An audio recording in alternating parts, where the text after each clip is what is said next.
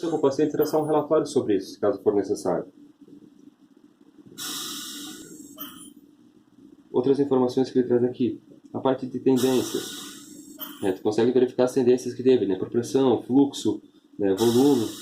Todas as tendências que aconteceram com o equipamento. Nesse caso foi um pouco trabalhado. Vamos colocar aqui uma por pressão, por exemplo. Vamos botar para 8 horas. Ele vai traçar a curva dessa tendência por pressão nessas 8 horas, né? Como foi pouco tempo usado, ele traz essa informação.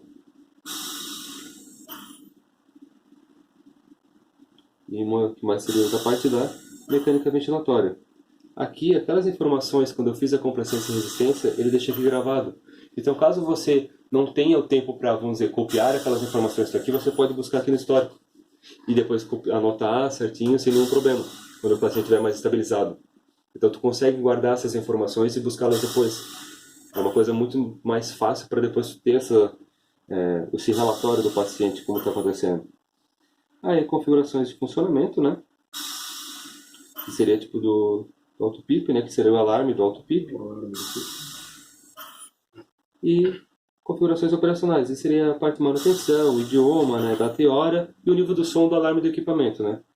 Se eu pegar aqui manutenção, por exemplo, né? O equipamento está 31 horas de uso, ele teve. Ele passou pela fábrica, foi feito todos os testes, né? Passou por todas as garantias. E dentro de 3.500 horas seria a primeira revisão do equipamento. Então teria 3.500 horas para utilizar o equipamento para fazer a primeira revisão dele, né? Então assim, tu consegue ter todo esse acompanhamento de como está o equipamento.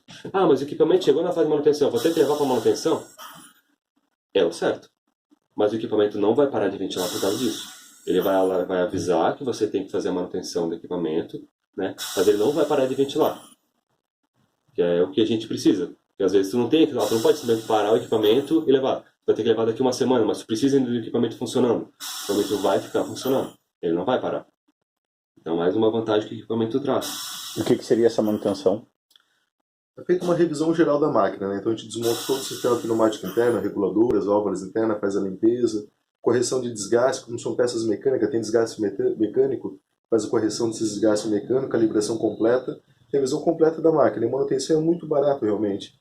A primeira revisão dessa máquina aqui é R$ 299, com tudo isso incluso, mão de obra, tudo incluso, as peças. É feita direto na fábrica em Santa Catarina, aqui em Jaraguá do Sul, então é próximo também. Sim.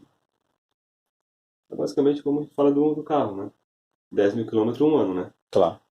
Aqui 3.500 o uso de vocês deve dar cerca de 2 anos. Vocês não usam direto, tem ambulância, vai já 2 anos e meio para realizar essa primeira manutenção. E a garantia do equipamento é quanto tempo? O padrão é 1 ano, né? Um ano. E tem problema dele ficar ligado, como ele está aqui, ó, nesse cilindro, ele está direto na viatura, que também é um cilindro? Não tem problema nenhum, tá? Não. Alguma coisa, por exemplo, aqui aconteceu alguns alarmes de baixa pressão, mas é só uma regulagem dessa válvula aqui, ela já supre o fornecimento. Sim. Pode ser cilindro pequeno, grande, o tamanho do cilindro. Funciona igual. Não vai depender nada não vai mudar nada, funciona igual. Porque as reguladoras não existe uma norma que regule as válvulas reguladoras. Então cada fabricante no Brasil faz do jeito que quer. Algumas faz com uma pressão muito baixa e não consegue suprir a demanda. Com essa válvula que eu tenho hoje, ele funcionaria tranquilamente. Ele vai funcionar. Ele deu alguns alarmes, talvez só teria que fazer algum ajuste. Soltando esse adesivo da frente, aqui vai ter um parafuso. Aqui eu daria meia volta nesse parafuso e já vai ter pressão suficiente. Entendi. Então qualquer ambulância que vocês tenham, entre em contato com a fábrica, você tira uma foto dela e a gente passa orientação para cada modelo de reguladora como ajustar ela. No caso, vocês, entro em contato com vocês. Isso, direto com a fábrica lá, com nós na fábrica mesmo. Pode deixar, irmão, pode deixar, fica tranquilo. Outro detalhe para comentar, questão de disparo espontâneo. A paciente começou a interagir, começou a ter driver espontâneo, então a máquina vai perceber esses drivers espontâneos do paciente, ele aparece um desenho no pulmãozinho e a curva ela fica laranja. Então mesmo de longe, às vezes está sentado meio longe do equipamento, já dá para ver que o paciente começa a ter driver respiratório, começa a interagir com o ventilador. Se o paciente fica quieto, né, não tem estímulo nenhum, a curva fica azul e aparece uma rampa com um reloginho para dizer que o disparo foi dado pela frequência programada. Show. Sensibilidade, ela pode ser tanto por pressão, que é o que está agora, ou por fluxo. Então a sensibilidade pode ser tanto por fluxo ou pressão, tem as duas possibilidades. A ideia é realmente um equipamento completo, tá? Vocês vão ter todo o recurso para ventilar qualquer paciente, desde neonatal com 300 gramas até um adulto obeso, com SARA, DPOC, qualquer doença que ele tenha. Tem alguma dúvida ou alguma pergunta que você queira fazer? Queria mexer no equipamento? Por favor, fica à vontade. Fazer modo ventilatório, fazer uma simulação. Pode me ficar à vontade.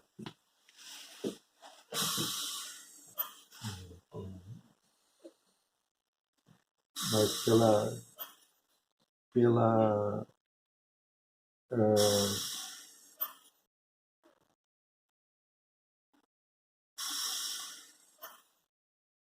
muito tranquilo. Por exemplo, PSV, que é o modo espontâneo, ele vai primeiro habilitar a janela de configuração do alarme de apneia, depois entra na ventilação. Eu acho que tá tranquilo. Aí, caso tu queira fazer, por exemplo, o bloqueio da tela, tu fez a configuração, tu quer bloquear a tela. Nesse dedinho aqui em cima, se você apertar, ele bloqueia o touchscreen. Então tu pode pegar, tu pode limpar a máquina, o equipamento sem problema algum, e tá aqui funcionando ainda ele. Aí só se você apertar de novo em cima dele, ele faz esse desbloqueio. O calendário aqui do lado, ele vai trazer a data e a hora local e a data e a hora que foi ligado o equipamento. Então já consegue ver quanto tempo a pessoa já está esperando pelo equipamento. E aqui em cima, se vocês forem ver, tem a configuração do paciente que a gente setou no início. Um paciente com uma altura de 1,73, com peso teórico de tanto, tudo de 9, com medicação passiva. Então ele já traz também essas informações. Então ele é um equipamento muito completo, que a gente sempre visa, assim, a tecnologia que foi aplicada dentro do equipamento de UTI, nós trazemos para o equipamento de transporte. Porque a mesma pessoa que está numa UTI com problema e tudo mais, o paciente está sendo transportado também precisa. E às vezes está numa ventilação, vai de um hospital para outro, está numa ventilação um pouco mais complexa, o equipamento consegue acompanhar do mesmo jeito. Você consegue levar sem problema algum. Se pegar o equipamento um pouco mais simples, já não vai ter os mesmos modos ventilatórios. Um exemplo, um paciente que estava com recrutamento alveolar, um PIP alto, então essa máquina também vai conseguir manter PIP até 50 de PIP, não vai perder todo esse trabalho de recrutamento. Então, independente da criticidade, de que tratamento que ele estava sendo submetido no hospital, vai conseguir manter isso durante o transporte. Perfeito. Só explicando então um pouco sobre o circuito, né? Esse circuito aqui ele é em PVC, né? Ele pode ser lavado, né? A válvula ela pode ser esterilizada, pode passar por autoclave, não tem problema nenhum. Essa é uma questão que vocês vêem na hora da compra, né? Se o circuito de PVC ele não suporta autoclave. Eu não sei se vocês esterilizam por autoclave ou algum outro método. Esse aqui só suporta o ETO. ETO, é o nosso. É o de vocês? É o nosso. Esse circuito padrão já suporta Pode fazer no ETO sem problema. todos eles suportam. Tanto Tranquilo. a traqueia, a válvula, esse daqui, sensor proximal, tudo vai suportar o ETO. Tá. E a válvula isolatória, ela é composta por 3 partes, que é o corpo da válvula, a tampa e a membrana. Essa membrana dentro dela é uma membrana resistente, né? E ela tem uma forma correta de ser montada. Se você montar da forma errada, ela cai da tampa. Se você colocar ela da forma certa, ela não cai. Ela tem todo o formato dela, conforme as ranhuras de dentro da tampa e tudo mais. Esse encaixezinho aqui, ó, né? Encaixa certinho aqui. Outra forma também de perceber, eu sempre falo, que é a forma quando você vai fechar. Quando você monta do lado certo, você consegue fechar tranquilamente. Ela é bem levezinha. Se montar do lado contrário, ele já fica mais pesado. Eu não tenho mais a mesma flexibilidade para montar. E na prova de linha, ele vai pegar vazamento de fluxo, se você montar errado. Então, como montando errado, ela vai ter um erro na própria prova de linha, vai ter um erro. Então, além da montagem, que tem uma montagem certa, que é fácil de perceber, o próprio equipamento já percebe a montagem errada da válvula. Então, é super fácil. Uma recomendação que a gente sempre dá, né, tipo, é montar a válvula, conectar no circuito, primeiramente, e depois conectar com o equipamento. A conexão é cônica, né, porque se caso você for conectar o circuito aqui, você pode fazer esse movimento de alavanca e acabar trincando a tampa, e pode ter fugas também, então pode dar algum problema. É a maneira mais fácil que tem. Se quiser conhecer a válvula, quiser montar,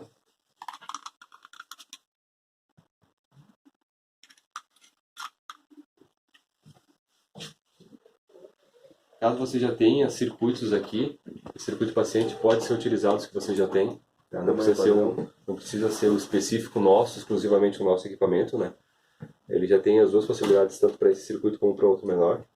A válvula é resistente, se ela cair no chão, não vai ter problema nenhum. Se pisar por cima dela, ela não vai quebrar. Então a válvula é bem pensada para aplicação, de vez correria, cair no chão, não vai ter problema nenhum de quebrar alguma coisa. É bom se caso cair, esterilizar depois de novo, né? Mas assim...